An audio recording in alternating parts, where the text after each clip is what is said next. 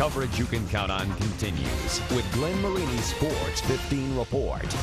There have been 2 times where a Fort Wayne native has managed a big league ball club. Eric Wedge with the Indians from 2003 to 2009, and Eric Wedge with the Mariners this season.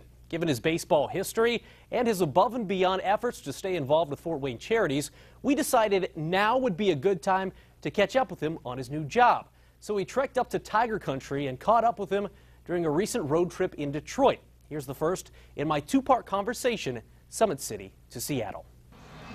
When you take a look at your history, coming up through Wallen baseball and through Fort Wayne and playing in kind of the Northrop heyday, what is it about Fort Wayne and the mentality of growing up in that town that's kind of helped you succeed and bring kind of that workman-like, even-keel attitude to Major League Baseball? Well, I do believe in being even-keel and not getting too high or too low. I think you have to do that in baseball. But I just think that I think Fort Wayne's a tough town, with tough people living in it. When I talk about tough, I'm not just talking about just physical toughness. I'm talking about mental toughness and handling the ups and downs of life and and just coming together when you need to come together. And that's what a baseball team needs to do. And I had a lot of fantastic teachers in my growing up, and of course my mom and dad led the way with that. But I had a lot of great teachers, a lot of great coaches that helped me along the way.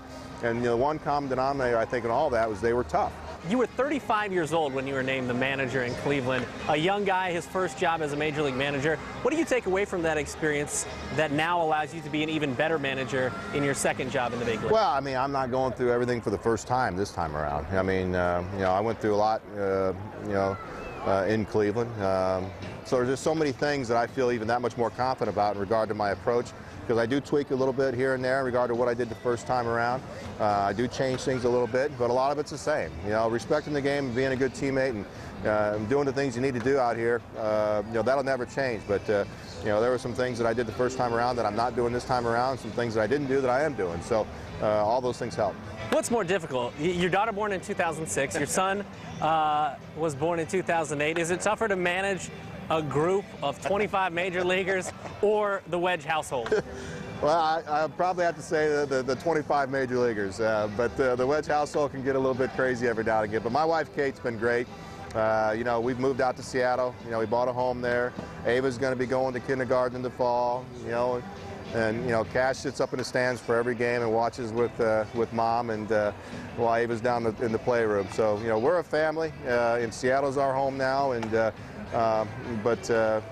kids have been great. They don't know anything else but to get in a plane and fly and travel all over the place. So they're well adjusted. What did the year out of managing baseball give you? What was that like, and what do you think you maybe learned during that process? Well, I think my perspective. I think that I always felt like I had a pretty decent perspective when it comes to the game and managing baseball and life. But really stepping away from for the first time in the summer since before I was at Wallen, really, when I was 8, 9 years old. So it's the first time I ever looked at the game from that perspective, and I think I see it through different eyes now. And so I think it was a smart thing for me to do, emotionally, physically, mentally, to stay away. And obviously, the real reason I did it was just to spend more time with my family for a year, and that was the greatest gift ever.